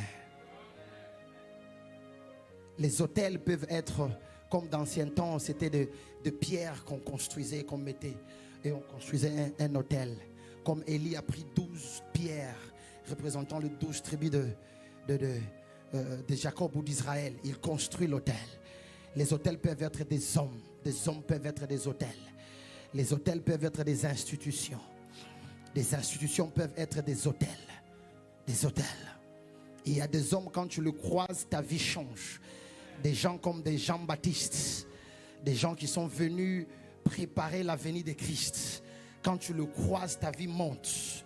Je prie que cette semaine tu croiseras ces gens-là. Ce sont des autels. Quand tu le croises, ton ciel s'ouvre. Quand tu le croises, il transmet les choses spirituelles en toi. L'apôtre Paul pouvait dire à Timothée, je veux venir enfin que je puisse transmettre quelques dons spirituels. Que Dieu te fasse rencontrer. Hein? Doré aime faire ça. C'est quoi là, tu fais souvent comme ça? Tu vois, j'ai pris ton truc là. Non. Ya. Que Dieu te fasse rencontrer ces hommes-là cette semaine. Il y a de bonnes personnes. Ah, je ne sais pas comment le dire. Dis à ton voisin, il y a de bonnes personnes. Le voisin est jaloux, regarde derrière. Dis-lui, il y a de bonnes personnes. Il y a des hommes autels. Tu le croises, ton ministère change. Change. Si j'avais le temps, j'en donnerais la liste des hommes de Dieu qui ont transformé ma vie. Quand je les ai croisés, des choses surnaturelles s'est imposé dans ma vie. Il y a des choses que je ne faisais pas avant. Mais quand je rencontrais des anges de Dieu, des hommes anges, ange veut dire envoyés, des hommes que Dieu a envoyés sur mon chemin. Quand je les ai rencontrés, un don est entré en moi. Quand je vis ce qu'il faisait, j'ai dit, ah, un homme peut faire ça. Je suis allé, j'ai dit, Nzambe, Nzambe, Nzambe. Ah. Donne-moi un bon amen. Il y a une différence entre envier et imiter. Alors, Paul a dit, imitez-moi comme j'imite Christ. L'envie vient d'un endroit de jalousie, de comparaison. Tu crois que lui ne le mérite pas et que toi tu le mérites. Mais imiter vient d'un endroit d'amour. Tu ne m'as pas donné un bon amen. Nous, quand on a commencé à prêcher, on a prêché comme nos pères. On a fait des gestes comme mon père le faisait. Et si je prophétise en Swahili, je le fais exactement comme mon père le faisait. Mikuna ona. Wakati. Ah, tu n'as pas entendu. Parce que c'est le même langage que mon père utilisait. C'est comme Élisée. Il s'est retrouvé devant la mer. Il n'a pas dit mon Dieu. Il a dit le Dieu de qui? De mon père, le Dieu d'Élie. On ne commence pas par son Dieu. On commence par l'alliance de celui qui t'a appelé. Tu ne m'as pas entendu. C'est comme ça que nous avons imité nos pères. J'ai prêché comme mon père. J'ai prophétisé comme mon père. Parce que c'est lui mon chemin. Je passe par son alliance pour me tisser une identité. Parce que c'est lui la porte de mon ministère.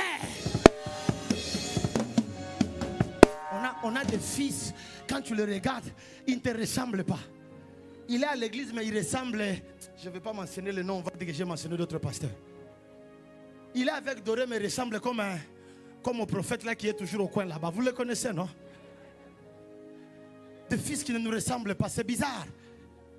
Même à Pierre, on a dit tu parles comme Jésus. On a dit que tu parles comme Jésus. Donc, même le parler, c'était similaire. C'était similaire. De quel père êtes-vous? De quel père êtes-vous? Un enfant qui ressemble comme s'il vit aux États-Unis avec un père spirituel des États-Unis, mais lui, il est avec le pasteur doré. Bon, on va vérifier ça. Alléluia. Donne-moi un amen. Bon. Je disais, des idées, des suggestions sont des hôtels. Sont des hôtels. Une idée peut devenir un hôtel. 2 Corinthiens chapitre 10 verset 5. Nous renversons les raisonnements et tout hôtel qui s'élève contre la connaissance de Dieu. Et nous amenons tout quoi? Pensée. Captive à quoi? À l'obéissance de Christ. Parce qu'il y a des pensées qui deviennent comme des hôtels. Un mode de raisonnement qui devient comme un hôtel. Ça devient difficile de briser cet hôtel-là. Parce que les gens pensent comme ça. Il y a 3 manières d'être délivré. La première manière, on peut chasser les démons dans la vie de quelqu'un. Donne-moi un bon amen. La deuxième dimension, c'est le renouvellement de quoi? De l'intelligence, la transformation de l'intérieur. C'est la deuxième dimension de la délivrance. On chasse un démon et puis il faut que ton intelligence soit quoi maintenant? Soit renouvelée. Parce que si tu es toujours avec la même intelligence, les démons vont revenir. La troisième dimension, c'est la discipline dans la formité. Je ne sais pas si tu comprends bien mon français. Je veux dire, la discipline dans ce que tu as appris. Tu vois, ton intelligence est transformée. Maintenant, tu as acquis de nouvelles connaissances. Maintenant, la troisième dimension, il te faut être maintenant conforme et discipliné à ces nouvelles connaissances que tu as quoi? Tu as reçues. Parce qu'avoir une connaissance, c'est quelque chose. L'appliquer, c'est une autre dimension. Connaître, ce n'est pas encore suffisant. Il faut appliquer maintenant ce que tu connais.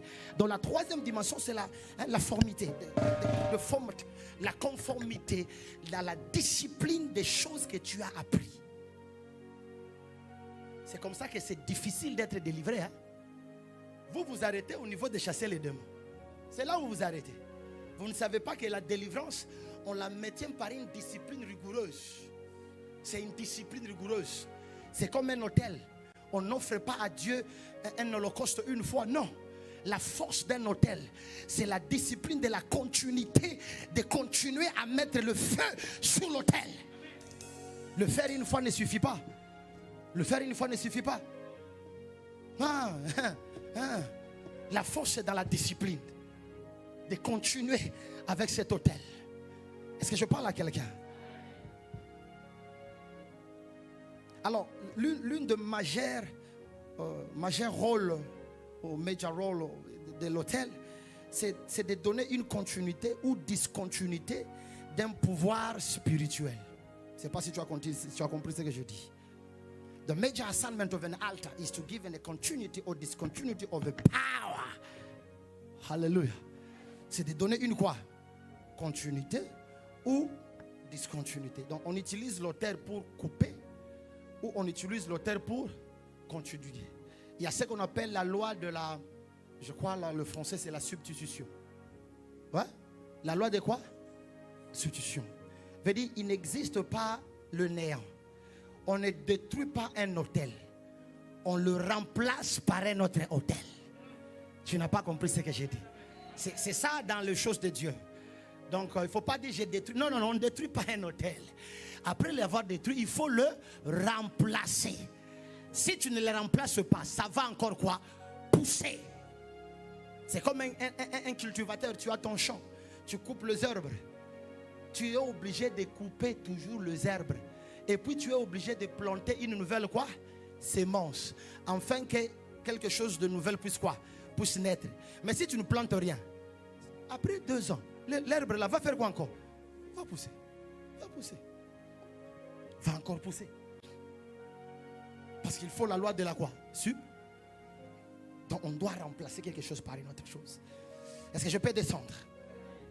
Il y a les hôtels démoniaques. Alléluia. C'est un système d'autorisation qui permet à une opération de se manifester dans une famille. Et puis après, on a ce qu'on appelle, en anglais, on appelle ça le pattern. Le pattern en français, c'est quoi? C'est comme un schéma. C'est comme un modèle. No, not really. A pattern, something similar that's happened over the time. Voilà, dans une famille, on peut voir quelque chose de répétitif. De la puissance d'un hôtel qui se manifeste. Vous avez des morts prématurées. Tout le monde meurt avant 40 ans. Vous avez des mariages qui ne réussissent pas. Personne n'a un mariage stable. Tout le monde. Allô? Toi, tu connais ta famille mieux que moi. Je n'ai pas envie de t'informer ce qui se passe. Mais toute personne ici, tu peux voir dans ta famille, il y a des hôtels. Des choses qui se répètent. Et puis, bizarrement, les hôtels, they don't have respect. Ils n'ont pas le respect parce que tu pries. Hein? Même si tu es pasteur, tu as des hôtels. Hein? Ton père a échoué dans le mariage, tu vas échouer. Tu crois que c'est une blague? Tu vas échouer. Même si tu vas échouer. Il y a un hôtel. Allô? Parce que les gens croient que non. Écoute-moi, le salut a tout accompli à la croix. Mais le salut n'a pas tout exécuté. Tu as compris ce que je dis? Le salut a fait quoi? A accompli. Maintenant, l'exécution, c'est toi qui dois maintenant exécuter. Le salut, c'est comme si nous étions partis au parquet. On a sorti un jugement. Et puis on t'a donné les documents, on t'a dit, bon, comme il y avait un problème de maison entre vous deux, on vient de donner le dernier quoi? Jugement. La maison te fait quoi? T'appartient. L'exécution maintenant de ça, tu dois maintenant te rassurer que tu vas entrer dans quoi? Dans cette maison. Allô?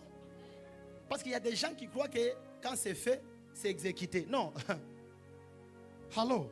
C'est à toi maintenant de prendre autorité et de dire à la personne, je te donne 24 heures. Donne-moi un bon amen. Je te donne 24 heures. Demain à 7 heures, je viens récupérer les clés de la maison. Oh non, donne-moi 48 heures. Je ne te donne pas 48 heures.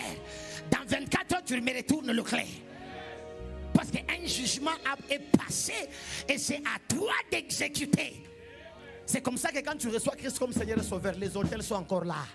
C'est encore là. Et tu peux mourir à cause des hôtels et aller prématurément au ciel. Dieu n'a pas un problème. Oh, si tu pars au ciel vite, il n'a pas un problème. Allô? Le deuxième hôtel, ce sont les hôtels divins. Hein? Right?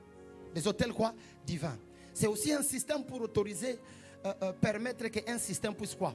Puisse s'installer. Allons plus vite maintenant. Judge 6, 25 and 26. Juge 6, 25 à 26. 25 à 26. Dans la même nuit, l'Éternel dit à qui? À Gédéon, prends le jeune taureau de ton qui? De ton père, un second taureau de 7 ans. Renverse quoi? L'autel de Baal qui est ton père, hein? qui est à qui? Un hôtel qui ne t'appartient pas. Mais ça a des effets dans ta vie. Ce n'est pas toi qui as construit l'hôtel. Parce que les hôtels sont générationnels. Allô? Ça ne dépend pas que tu aies construit ça. Mais si ça a été construit dans ta famille, ça a des effets dans ta vie. L'hôtel de son père, pas son hôtel. Non, continue. Voilà, après. Média, je priais pour vous hier, média. Tu vois. Après, on va dire, oh, prophète n'aime pas le média. Ça vient, hein? Ça va. Je lis même ma Bible, mais ça là, vous allez construire un hôtel avant que je parte. Ça, je ne vais pas laisser ça comme ça. Il faut qu'il y ait un hôtel du média pour dire que ta colère soit apaisée. Comme ça, que le Seigneur ne frappe pas les caméras. Alléluia. Il ne va pas frapper les personnes, les caméras. Donne-moi un bon amen. Non, on aime les personnes, ils ne peuvent pas être frappés. Allô? Et puis, 26, il dit, tu bâtiras ensuite et tu disposeras sur l'eau de ces croches, un autel à qui? À ton Dieu. Tu prendras le second taureau et tu offriras un holocauste avec le bois de l'idole. C'est ce que je vous ai dit, la loi de la substitution. On détruit un autel, mais on construit un autre autel. On ne laisse pas ça vide. Parce que si on laisse ça vide, après un moment donné, la puissance va quoi? Va réagir encore et ça va faire encore des effets. Alléluia. Comment tu peux comprendre qu'un hôtel travaille dans ta vie? C'est quand tu commences à voir des événements qui sont répétitifs. Tu comprends qu'il y a un hôtel qui est dans la vie. Ça peut être un hôtel positif ou ça peut être un hôtel négatif. Alléluia. Maintenant, allons-y. Comment on peut détruire un hôtel démoniaque? Allons-y d'abord. Romains chapitre 8, verset 1 à 2. Le Seigneur va nous apprendre quelque chose de bien ici. Romains chapitre 8, 1 à 2. Il y a donc maintenant aucune quoi pour ceux qui sont en Jésus-Christ. Le verset 2. En effet, la loi de quoi? En Jésus-Christ. Soulignez ça. M'a affranchi de la loi de quoi? du péché et de la mort. Mettez le deux versets. Quand on parle de la loi de l'esprit, en réalité, le mot loi parle de l'opération. Le mot loi parle de la programmation. Vous avez deux lois. La loi de la quoi? De la vie et la loi de la mort. Du péché. Alléluia. La loi du péché et de la mort. Je veux dire, vous avez deux lois, deux programmations. La première programmation, c'est qu'il y a la loi de la vie en Jésus-Christ. Et la deuxième, c'est la loi en qui? Du péché et de la mort. Et c'est cette loi-là qui devient comme une forme de programmation. Chaque hôtel a un hôtel puissant qui les nourrit. Je crois que l'explication va bien, vous allez comprendre ça. Amen, amen. Chaque quoi? Hôtel a un hôtel puissant qui le fait quoi? Qui les nourrit. Vous pouvez avoir un hôtel de maladie des cancers. Il y a un hôtel encore plus puissant qui soutient cet hôtel-là. Allô? Vous pouvez avoir un hôtel de bénédiction dans votre famille. Ce n'est pas l'hôtel de bénédiction qui vous bénit. C'est un autre hôtel puissant qui nourrit l'hôtel de quoi? De bénédiction.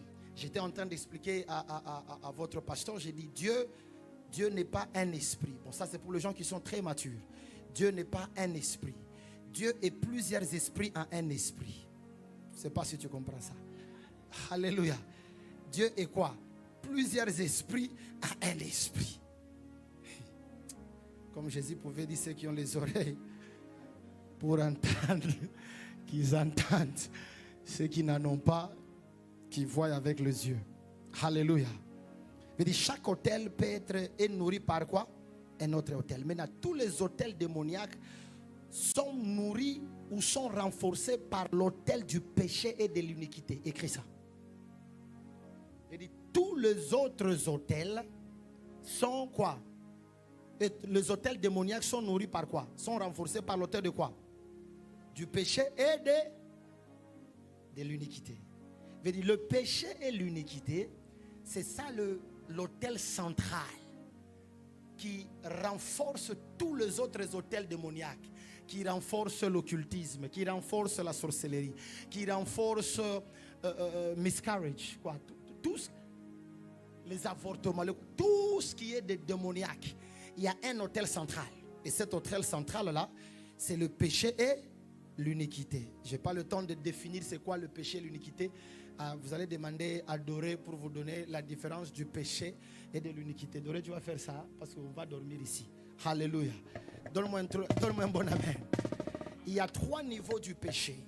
Il y a le premier niveau, c'est le péché personnel. Je veux dire, c'est toi qui est quoi? Qui est péché. C'est comme ça que 1 Jean 1,10 dit, si quelqu'un dit qu'il n'a pas péché, il fait de Jésus qui? Un menteur. Alléluia. Le premier péché, c'est le péché personnel. Tu peux être affecté par ton propre péché. Mais tu peux déjà avoir demandé pardon à Dieu. Tu n'as plus de péché. Mais il y a encore un autre péché qui peut t'affecter. C'est le péché qui est des lignées. Alléluia. Le péché de quoi? Des générationnels. Je veux dire, toi-même là, tu as demandé pardon.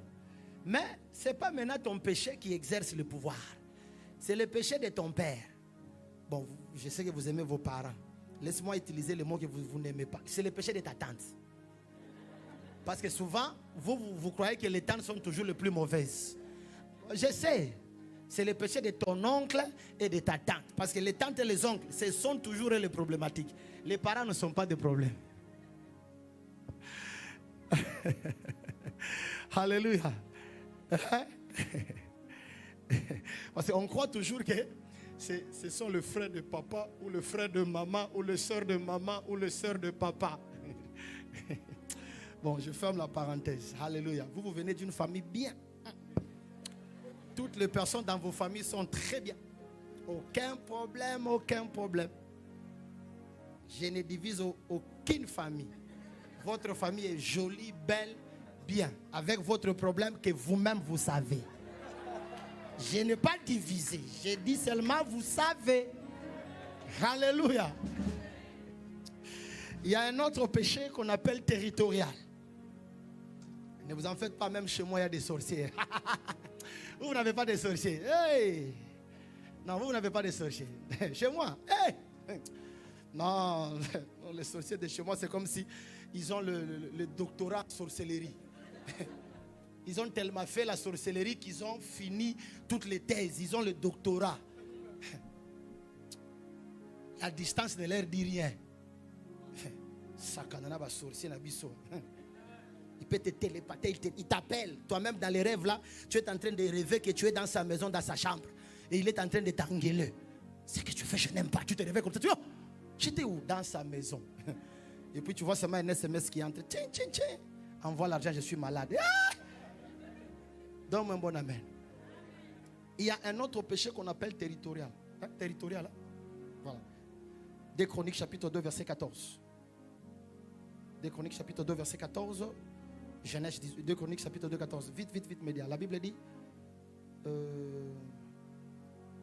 Chronicle 2 14. Hein? Non, non, non. Si mon peuple se détourne de moi, c'est pas ça. Non, ok. Si mon peuple se détourne de moi et qu'il prie et qu'il demande pardon, je faisais quoi? 7, 14. C'est 7, 14. Voilà, c'est 7, 14. Voilà. Marche avec moi. Donc, j'ai besoin de lunettes. Hein? Faut le bon. Si mon peuple sur qui est invoqué s'humilie et quoi? Prie et cherche quoi? Et si c'est détourné de quoi? Je l'exaucerai de quoi? Je lui pardonnerai et je guérirai. Alléluia. Je guérirai quoi? Son pays. Dieu dit, vous demandez pardon, mais après il guérit quoi? Le pays. Il y a des péchés qui sont territoriaux. À cause du fait que tu es au Mans. Je crois que c'est dans Genèse chapitre 18 où on parle de Sodome et Gomorrhe. Un péché du territoire. Parce que tu habites ici, ce territoire impose une forme de puissance sur toi. Alléluia. Et je prie que Dieu va délivrer le Mans au nom puissant de Jésus. Si tu me donnes un bon amen, que Dieu commence à le faire. J'ai dit que Dieu va vous délivrer du péché du Mans au nom puissant de Jésus. Ton amen n'est même pas bien. Si tu montes encore, je monte encore. Je brise la puissance du péché sur le territoire du Mans. Si ton amen est bien, Dieu commence à le faire. Vous vivrez sur cette terre. Vous progresserez sur la terre. Vous mangerez le bon fruit de la terre. Le Seigneur vous bénira au Mans. Il bénira votre entrée. Il bénira votre départ. Vous êtes bénis dans la vie. Ton amen ne me convainc pas. Est-ce que je peux bénir une famille au Mans ici? Et le Mans devient une terre promise pour toi. Pendant que tu vivras ici, que Dieu t'élève encore une fois. Tu n'enterreras pas tes enfants ici. Le Mans ne va pas tuer tes enfants ici. Écoute-moi, écoute-moi. Écoute-moi, il y a ce qu'on appelle des sortes de terre. Je ne sais pas si vous connaissez. Tu as déjà donné cet enseignement? Le sorte de terre. Tu ne les as pas encore prêché. Ok, le pasteur Doré va vous le donner ça après. Il y a des sortes de terres. Il y a des terres qui sont des terres maudites. Josué a maudit Jéricho. Et il a dit que celui qui reconstruira le mur va le bâtir avec la mort de son premier-né. Et dès qu'il finit, son dernier va mourir. Des années plus tard, un roi est venu là essayer de le faire. La chose s'est accomplie. Son fils est mort, son dernier est mort. Il y a des terres qui sont maudites. Il y a des terres, quand vous entrez dedans, vous allez sortir avec tout ce que vous avez amené là-bas, va rester là-bas. Les jours que vous quitterez là-bas, vous allez quitter le Mans vide. Vous allez même changer votre nom. Vous connaissez de la femme que je parle, non? Elle est partie avec son mari et ses enfants. Et tous sont morts. Non seulement son mari, ses enfants sont morts. Les jours qu'elle est sortie sans enfants. Avec une belle fille. Elle a même changé son nom. Elle a dit ne m'appelle plus. Parce qu'il y a des terres qui sont maudites. Il y a des terres qui engloutissent son peuple. Élisée arrive sur cette terre. On lui dit la terre est bonne. Tout est bien ici. Mais il y a un problème sur cette terre. Tout est bien, tu descends à l'aéroport, c'est Charles de Gaulle, c'est beauté, c'est joli, mais la terre n'est pas bien. Parce qu'il y a un système qui freine les gens. Peut-être tu ne le sais pas. Il y a un système qui vous freine ici.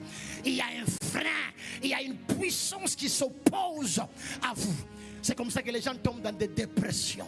Les gens sont dans de travail c'est comme des cercles. Ça ne finit jamais. Vous entrez, vous sortez, vous entrez. Vous n'arrivez même pas à réjouir votre vie. Un salaire qui ne vous donne rien absolument. Vous n'avez pas la joie de vivre parce que vous êtes contrôlé. Ce sont les assurances, ce sont les factures, ce sont pour payer des choses, pour vivre. La terre a un système qui vous impose la vie. Après 40 ans, vous n'avez rien. Vous n'avez rien. Je viens d'un endroit très pauvre. Nous, on n'achète rien en crédit. Quand je te dis j'ai acheté, c'est cash. Parce que le système d'où je viens ne fonctionne pas. Mais on vous donne de crédit qui vous détient comme des esclaves. 20 ans pour payer une maison de 2 pièces. Ça, c'est une sorcellerie. Je le déclare dans ta vie. Tu ne paieras pas une maison pendant 20 ans. 2 chambres pendant 20 ans. C'est la sorcellerie. Nous avons un Dieu au ciel qui bénit et Dieu bâtira une maison pour toi. Tu ne peux pas acheter une voiture pendant 5 ans. C'est quoi ça? Tu as même peur de quitter ton travail parce que la voiture ne t'appartient pas. Chaque mois tu dois payer. Est-ce que je peux bénir quelqu'un? Dieu te donnera ce qui t'appartient. Tu me dis un bon amen, tu commences à le faire. Je t'enlève dans le système de dette. Si tu as une dette, lève ta main droite comme ça. Dieu de gloire, tu m'as envoyé ici. Je ne connais pas l'économie du ciel qui fonctionne en dette. D'ailleurs, Seigneur, ta Bible dit, vous allez donner, emprunter en plusieurs, mais vous n'allez pas emprunter. Seigneur, je déclare sous cette parole que ton peuple ne va pas s'endetter. À partir de maintenant, qu'ils reçoivent l'économie du ciel. Ce dont ils ont besoin, Seigneur, donne-le. Ce dont ils ont besoin, Seigneur, donne-le. Ce dont ils ont besoin, Seigneur, donne-le. Au nom puissant de Dieu. Que Dieu vous enlève dans ce système-là qui affaiblit des églises. L'Europe était le centre de missionnaires qui allaient en Afrique pour évangéliser. Maintenant, les choses ont changé. C'est les Africains maintenant qui évangélisent l'Europe. Je prie que le réveil revienne encore. Ton amen n'est pas bien. J'ai dit que le réveil revient encore.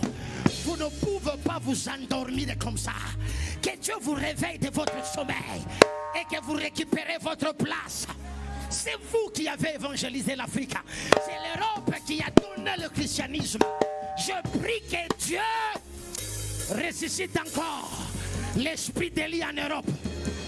Hey. Ah. Comment tu peux mourir sans même une maison? Que Dieu te donne une maison. Je dis que Dieu te donne une maison. Comment tu peux avoir 35 ans sans maison? Non, c'est une erreur. Dis à ton voisin, c'est la sorcellerie. J'ai dit que Dieu te donne une maison. J'ai dit que Dieu te donne une maison. Ton amen n'est pas bien. J'ai dit que Dieu te donne une maison. Tu ne vas plus commencer à louer. Que Dieu te donne une maison. Que Dieu te donne une maison. Dieu te donne une maison. Oh. Cette terre, elle est très grande. Des terres qui maudissent les gens. Parce que tu es arrivé, tu as l'impression de sentir que tout est fermé. Ce n'est même pas le péché de ton père. Ce n'est même pas ton propre péché. Le péché des gens qui ont habité. Donne-moi un bon amen. Que Dieu bâtisse des églises ici. Où sont les serviteurs de Dieu? J'ai dit que Dieu bâtisse des églises ici. Des églises de 1000 membres. Des églises de 2000 membres. Des églises de 10 000 membres. Les églises de 20 000 membres. Pourquoi tu ne reçois pas la grâce? J'ai dit les églises de 30 000 membres. Que Dieu bâtisse de ministères. De ministères puissants. De ministères puissants. Au nom puissant de... C'est toi. Ah. Bon, je vais finir avec ça, comme ça on va continuer demain. Les les autels maintenant divins ont un autel puissant qui les nourrit. C'est le trône de grâce. Alléluia. Le trône de quoi? De grâce. Le trône de grâce. Donne-moi un bon amen. Le trône de grâce. Les autels divins, ils ont un autre autel qui les nourrit. Le trône de grâce. Et dans le trône de grâce, nous engageons le sang de Jésus. Et nous engageons the mercy, la miséricorde de Dieu. Alléluia. Alléluia. Hébreux chapitre 12, verset 22 à 24. Mais vous, vous êtes approchés de la montagne de quoi? De Sion, de la cité du Dieu vivant, la Jérusalem céleste, des miracles qui forment le cœur des anges, de l'assemblée de premiers-nés inscrits dans le cieux, du juste qui est le Dieu de tous, les esprits des justes parvenus à la croix, à la perfection. De Jésus qui est, lisez avec moi, qui est de la nouvelle, allez souligner l'autre là, et du sang qui parle que celui d'Abel. Écoute-moi, quand on parle du sang de Jésus, on ne parle pas du sang rouge. Hein. Faites pas la confusion. Quand on parle du sang de Jésus, on parle d'un système de justice. Alléluia. Parce que c'est au travers du sang de Jésus que nous avons été justifiés. Et dit, le sang de Jésus nous a justifiés et a imposé un jugement de l'autre côté. Amen. C'est ça la puissance du sang de Jésus. Et le sang de Jésus parle parce que sur chaque autel, il y a la programmation qui passe par le parler. Donc chaque autel, il y a le parler, il y a les alliances. Si on avait le temps, on en parlerait de la puissance de l'autel, les alliances de l'autel, le sacrificateur de l'autel, le membre de l'autel. L'autel n'est pas vide. Il y a des gens qui font que l'autel puisse continuer. Alléluia. La sorcellerie ne fonctionne pas à elle-même. Il y a les sorciers dans votre famille. Là, tu n'as pas dit Amen. Parce que si tu dis Amen, ton voisin va dire, ah, donc tu crois qu'il y en a. Alléluia. Hébreux chapitre 4, verset 16. Merci. Hébreux 4, 16. Je peux finir. Les autres, on en parlera demain. Approchez-nous donc avec quoi? Du trône de quoi? Afin d'obtenir et trouver grâce pour être secouru dans quoi? Dans nos besoins. Nous engageons l'autel divin qui soutiennent tous les autres autels qui est avec Dieu, bénédiction, mariage, toutes ces choses que tu connais de bien. Il y a un autel qui donne force à ces autels, c'est le trône de quoi? De grâce, le trône de la grâce. Les dimanches, on en parlera de la grâce et faveur pour comprendre ces enjeux. Alléluia. Ça va nous aider. Alléluia. Dieu est concerné beaucoup plus avec l'état de ton cœur. Les autels dont je vous parle, ça n'a rien à faire avec une représentation physique des pierres et de restes. Mais c'est beaucoup plus l'état de quoi? De ton cœur. La programmation en toi. Parce que nous avons déjà passé ce temps-là de construire les autels par briques et le reste. Je ne vous recommande pas d'aller construire des autels reste. Je ne suis pas contre d'avoir des endroits où vous pouvez consacrer comme l'autel de prière, un endroit où vous allez prier et toutes ces choses. Mais il ne faut pas arriver à un moment où vous commencez à idolâtrer ces endroits. Dieu n'aime pas ça. Mais vous pouvez consacrer un endroit qui est comme un endroit de prière où vous priez souvent. Mais il ne faut pas que vous idolâtrez ça. Alléluia. Parce que l'autel est beaucoup plus l'état de la vie de quelqu'un. Alléluia. C'est toi qui deviens l'autel. C'est ta vie qui devient l'autel. C'est ta manière de servir Dieu qui devient quoi? L'autel. Est-ce que je parle à quelqu'un? Nous engageons l'autel avec le sang. Nous avons déjà lu ça. Alléluia. Nous engageons l'autel avec quoi? Avec le sang. Hébreux chapitre 9, 22. Ajoute encore ça. Hébreux 9, 22. Ajoute ça. 9, 22. Et parce que tout, d'après la loi, est purifié avec quoi? Du sang. Et sans effusion de sang, il n'y a pas de quoi? Il n'y a pas de pardon sans l'effusion de quoi? Du sang. Je vous ai dit, l'autel démoniaque est nourri par l'autel du péché et de l'iniquité.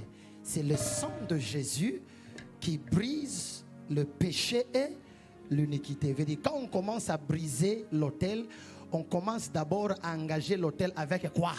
Le sang. Je t'apprends quelque chose? Voilà. Tu ne peux pas seulement dire, je brise l'autel démoniaque. Tu le brises sur quelle base?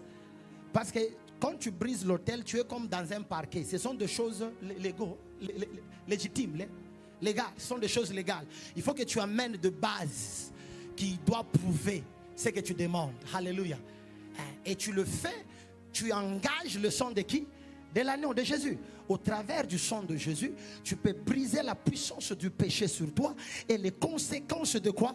Du péché sur toi, qui feront que tous les autels démoniaques seront quoi? Seront brisés. Alléluia. Tu ne peux pas engager la sorcellerie sans le sang. Parce que ce qui fait que la sorcellerie devienne encore plus forte, c'est le péché. Veut dire, dans ta vie, tu peux avoir un autel de la sorcellerie, mais ce qui renforce la sorcellerie, c'est le quoi? Le péché. Quand tu vis dans le péché, tu renforces encore l'autel de quoi? De la sorcellerie. J'ouvre une parenthèse. Il est impossible d'ensorceler quelqu'un qui vit dans la sanctification. Tu ne m'as pas donné un bon amen. Il est impossible d'ensorceler quelqu'un qui vit dans la sanctification. Quand tu demandes à Dieu le pouvoir, Dieu te dit sanctifie-toi. Parce que c'est la sanctification qui est le chemin du pouvoir. Allô? La sanctification. Ce sont des choses que vous n'aimez pas. La sanctification. Arrêtez les choses là que vous vivez avec des gens que vous n'avez pas mariés. La immoralité. Seigneur ne me permet pas de dire ça. Ils vont me juger après. Ah oui, je comprends, je ne le dirai pas. Merci Seigneur. Merci Seigneur. Merci Seigneur. Merci Seigneur. Parce qu'il y a des spécialistes qui sont ici. Alléluia. Il y a des spécialistes. Dis seulement à ton voisin, arrête le péché. Arrête le péché. Alléluia. Arrête le péché. Alléluia. Les premiers jours, ce n'est pas bien. Les derniers jours, je peux le dire, je pars. Parce que là, tu ne peux pas m'arrêter. Alléluia. Et tu peux passer par la repentance. Et la repentance, pour toi et pour même les gens qui ont péché. Alléluia. On ne demande pas pardon juste pour soi. On demande aussi pardon pour nos pères qui ont quoi? Qui ont péché. Parce que leurs autels peuvent aussi avoir des effets sur nous. On demande aussi pardon pour les habitants qui ont causé le péché du territoire. On dit à Dieu, Seigneur, nous sommes venus ici. Nous, on n'a pas péché, Dieu de gloire. Pardonne-nous. Ils ont péché contre toi. La terre a été maudite. Pardonne-nous. Guéris la terre. La repentance. La quoi? La repentance. Repends-toi. Repends-toi. Repends-toi. Repends-toi. Et puis après une prédication comme celle-ci, tu vas encore rentrer et pécher cette nuit. Ah, tu es maudit. Là, c'est grave, pasteur Doré. Non. Au moins cette nuit, arrête au moins le 3 jours. Le 3 jours, tu arrêtes au moins. Aujourd'hui, demain, dimanche. Allô? Amen. Retourne chez toi. Ne dors pas chez ton, en anglais on dit boyfriend. Ne dors pas chez ton petit ami. Va dormir chez vous à la maison. Tu ne peux pas quand même pécher après une prédication comme celle-ci. On peut te voir. On peut te voir. Rentre chez toi.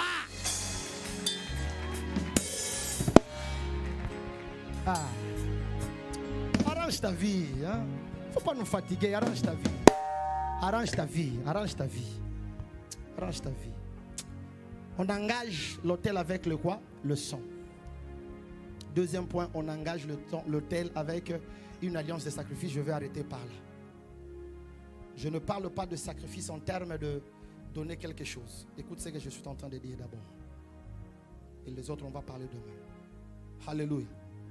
Et souvenez-vous, je vous ai dit, les autels ne sont pas nourris une fois.